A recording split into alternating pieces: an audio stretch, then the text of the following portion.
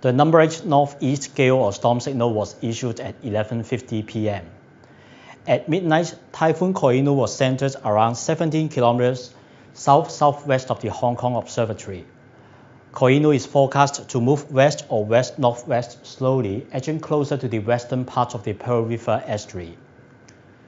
The rain bands associated with Koinu are affecting the vicinity of the Pearl River estuary.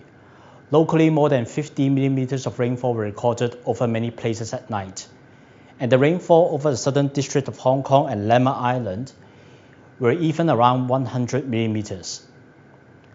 The radar imagery indicates that the rain bands of Koinu extend 200 kilometers to the east of its center. The rain bands will persistently affect the vicinity of the Pearl River estuary this morning and bring squalls to the region. Winds may be occasionally up to gale force. The gale or storm signal number 8 will remain in force at least until 11 a.m. today.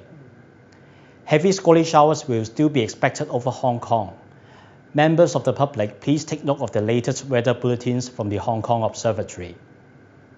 Finally, please be reminded that precautions against high winds should not yet be relaxed.